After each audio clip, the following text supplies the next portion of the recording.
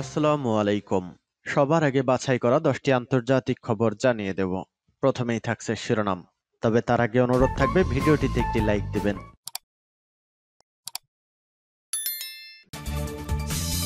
জানিয়ে দিব হাতে থাকা সর্বশেষ আপডেট আন্তর্জাতিক সংবাদ। প্রথমেই সংবাদ শিরোনাম, ইসরায়েলকে হুথির নতুন হুঁশিয়ারি। এরপর জানিয়ে দিব গাজাবাসীকে সরাতে চান ট্রাম্প, যা বলল হামাস। এদিকে 15 মাস পর গাজাবাসীর চোখে মুখে আনন্দ অশ্রু। এরপর জানিয়ে দিব 1000 কিলোমিটার পাল্লার গাজা ড্রোন উন্মোচন করল ইরান।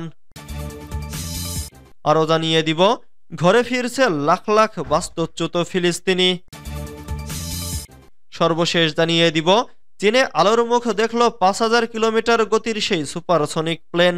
এতক্ষণ শুনছিলেন সংবাদ শিরোনাম, এবারে বিস্তারিত। তবে অনুরোধ থাকবে ভিডিওটিতে একটি লাইক করবেন এবং কমেন্ট করে জানিয়ে দিবেন কোন জেলা থেকে আপনি আমাদের এই ভিডিওটি দেখছেন। ইসরায়েলকে হুথির নতুন হুঁশিয়ারি।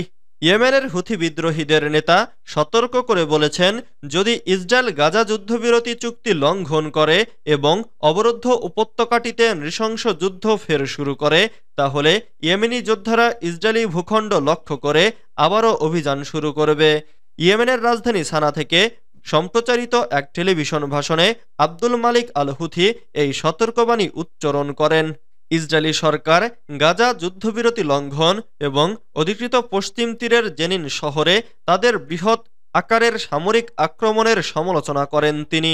হুথি বলেন, আমরা গাজায় যুদ্ধবিরতি চুক্তি বাস্তবায়ন এবং জেনিন এবং পশ্চিম তীরের উন্নয়ন পর্যবেক্ষণ এবং অনুসরণ করছি।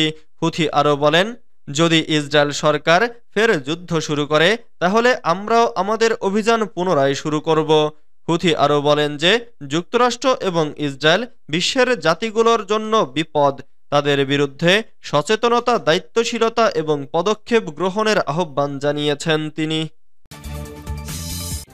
গাজাবাসীকে সরাতে চান ট্রাম্প, যা বলল হামাস। গাজার বাসিন্দারা জর্ডানে বা মিশরে চলে গেলে শান্তিতে থাকতে পারবেন বলে মনে করেছিলেন ট্রাম্প। এ বিষয়ে তিনি জর্ডান ও মিশরের সঙ্গে কথা বলবেন বলেও জানিয়েছেন। তবে তার এ আহ্বান প্রত্যাখ্যান করেছে হামাস। গাজার নিয়ন্ত্রক ও ফিলিস্তিনের স্বাধীনতাকামী এই সংগঠনটি এক বিবৃতিতে ইসরায়েলকে আধুনিক ইতিহাসে সবচেয়ে বড় ফ্যাসিবাদী আখ্যা দিয়ে জানিয়েছে, নিজেদের ভূমি থেকে বিতাড়িত করার পায়তারা মেনে নেবে না তারা। খবর মিডল ইস্ট মনিটরের। বিবৃতিতে ফিলিস্তিনি জনগণকে তাদের স্বাধীনতা অর্জনে সহায়তা করতে এবং জেরুজালেমকে রাজধানী করে স্বাধীন রাষ্ট্র প্রতিষ্ঠায় কাজ করার জন্য মার্কিন প্রশাসনের প্রতি আহ্বান জানানো হয়েছে। এর আগে মিশর ও জর্ডানও ট্রাম্পের এ আহ্বান প্রত্যাখ্যান করেছে। জর্ডানের পররাষ্ট্রমন্ত্রী বলেছেন, জর্ডানের বাসিন্দাদের জন্য জর্ডান আর ফিলিস্তিনিদের বাসিন্দাদের জন্য ফিলিস্তিন রাষ্ট্র। শনিবার মার্কিন প্রেসিডেন্টের ব্যক্তিগত বিমান এয়ারফোর্স ওয়ানে সাংবাদিকদের একথা বলেছিলেন ট্রাম্প। মার্কিন সম্প্রচার মাধ্যম CNN এর প্রতিবেদন থেকে এ তথ্য জানা গেছে। 15 মাস পর গাজাবাসীর চোখে মুখে আনন্দ অশ্রু। দীর্ঘ 15 মাস পর উত্তর গাজায় নিজ বাড়িতে ফিরছেন ফিলিস্তিনিরা। ফিলিস্তিনি স্বাধীনতাকামী সংগঠন হামাস আরও 6 জিম্মিকে মুক্তির বিষয়ে নিশ্চয়তা দেওয়ার পর ফিলিস্তিনিদের উত্তর গাজায় ফেরার অনুমতি দিয়েছে ইসরায়েল। সোমবার 27 জানুয়ারি এক প্রতিবেদনে এ তথ্য জানানো হয়েছে সংবাদ মাধ্যম আল জাজিরার পক্ষ থেকে। শনিবার 25 জানুয়ারি হামাস প্রথম ধাপে যুদ্ধবিরতি চুক্তির দ্বিতীয় দফায় 4 ইসরায়েলি নারী সেনাকে মুক্তি দেয়। এর বিনিময়ে 200 ফিলিস্তিনি কারাবন্দীকে মুক্তি দেয় ইসরায়েল। তবে এরপরই ইসরায়েল হামাসের বিরুদ্ধে চুক্তির শর্ত লঙ্ঘনের অভিযোগ তোলে। ইসরায়েল বলছে, হামাসের হাতে জিম্মি বেসামরিক ইসরায়েলি আরবেল ইহুদের মুক্তির যে পরিকল্পনা, সেটি কার্যকর না হওয়া পর্যন্ত গাজার বাসিন্দাদের উত্তর দিকে যেতে দেয়া হবে না। পরে রোববার আরও 6 ইসরায়েলি জিম্মিকে মুক্তির নিশ্চয়তা দিয়েছে।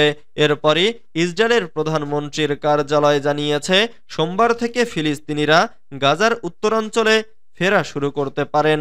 যুদ্ধবিরতির পরে গাজার উত্তরাঞ্চল থেকে বাস্তুচ্যুত ফিলিস্তিনিরা নিজ নিজ বাড়িঘরে ফিরতে চাইছেন। এজন্য তাদের নেটজারিম করিডর পার হয়ে আসতে হবে, কিন্তু ইসরায়েল সেখানে উপকূলীয় একটি মহাসড়ক অবরোধ করে রেখেছিল। তারা উত্তর গাজায় ফিরতে চাওয়া ফিলিস্তিনিদের মহাসড়ক পার হতে দিচ্ছিল না। 1000 কিলোমিটার পাল্লার গাজা ড্রোন উন্মোচন করল ইরান। ফিলিস্তিনের গাজা ভূখণ্ডে দীর্ঘ 15 মাস ধরে চলা যুদ্ধকে সম্মান জানিয়ে গাজা নামের ড্রোন উন্মোচন করেছে ইরান। ড্রোনটি সীমান্ত নিরাপত্তার জন্য পরিচালিত অভিযানে ব্যবহার হবে বলে জানিয়েছে ইসলামিক রেভলিউশনারি গার্ড কর্পস। রোববার 26 জানুয়ারি এক প্রতিবেদনে এ তথ্য জানিয়েছে মেহের নিউজ এজেন্সি। আইআরজিসির এক প্রেস বিজ্ঞপ্তিতে বলেছে, 1000 কিলোমিটার পাল্লার এবং কমপক্ষে 500 কিলোগ্রাম পেলোড বহন করতে সক্ষম এই চালকবিহীন ড্রোনটি রোববার 8টি নকল লক্ষ্যবস্তুতে সফলভাবে আঘাত করেছে। 3100 কিলোগ্রাম ওজনের এই ড্রোনটি ঘন্টায় 350 কিলোমিটার গতিতে উড়তে পারে। গাজা ড্রোনটির অপারেশনাল ব্যাসার্ধ প্রায় 4000 কিলোমিটার বলে ধারণা করা হচ্ছে। ড্রোনটি একসাথে 12টি বোমা বহনে সক্ষম। প্রতিবেদনে আরও বলা হয়েছে, দীর্ঘ 15 মাস ধরে গাজা উপত্যকায় ফিলিস্তিনিদের সংগ্রামকে সম্মান জানাতেই এই উদ্যোগ। ঘরে ফিরেছে লাখ লাখ বাস্তুচ্যুত ফিলিস্তিনি। ইসরায়েল ও হামাসের মধ্যে যুদ্ধবিরতির পর লাখ লাখ বাস্তুচ্যুত ফিলিস্তিনি যুদ্ধবিধ্বস্ত গাজা উপত্যকার উত্তরাঞ্চলে ফিরে আসতে শুরু করেছেন। ঘোষণা করা হয়েছে, হামাস শুক্রবারের মধ্যে নারী ইসরায়েলি বন্দী আরবেল ইয়াহুদ এবং আরও 2 জনকে মুক্তি দিতে সম্মত হয়েছে। যুদ্ধবিরতি চুক্তির প্রথম পর্যায়ে মুক্তিপ্রাপ্তদের অবস্থা সম্পর্কে তথ্য প্রদান করেছে। গাজাবাসীরা এই প্রত্যাবর্তনকে ঐতিহাসিক বলে বর্ণনা করে বলেছেন যে এটি একটি বিজয়ের দিন। গাজা উপত্যকায় সরকারের গণহত্যার 15 মাস পর ইসরায়েল এবং হামাসের মধ্যে যুদ্ধবিরতি স্বাক্ষরিত হয়েছে। চুক্তির প্রথম ধাপের বাস্তবায়ন 19 জানুয়ারি থেকে শুরু হয়েছে। আশা করা হচ্ছে যে 33 জন ইসরায়েলি জিম্মির বিনিময়ে 1890 জনেরও বেশি ফিলিস্তিনিকে মুক্তি দেওয়া হবে। 2023 সালের অক্টোবরে গাজার প্রতিরোধ গোষ্ঠী হামাস 240 জন ইসরায়েলিকে জিম্মি করে। ঐতিহাসিক অপারেশন আল-আকসা ফ্লাডের সময় বন্দীদের আটক করা হয়েছিল। চীনে আলোর মুখ দেখল 5000 কিলোমিটার গতির সেই সুপারসনিক প্লেন। চীনের একটি মহাকাশ বিষয়ক প্রযুক্তি প্রতিষ্ঠান এবার নতুন প্রজন্মের একটি সুপারসনিক যাত্রীবাহী উড়োজাহাজের প্রোটোটাইপ উন্মোচন করেছে। জানা গেছে, এটি ম্যাক 4 গতিতে চলতে সক্ষম, যা ঐতিহাসিক কনকর্ডের চেয়ে দ্বিগুণ। এই প্রোটোটাইপটি সিচুয়ান প্রদেশের রাজধানী চেংদুতে গত সপ্তাহে উন্মোচন করেছে সিচুয়ান লিংকং তিয়ানজিং টেকনোলজি কোম্পানি। এর নাম দেওয়া হয়েছে চুয়ানতিয়ান হৌ বা উড়ন্ত বানর।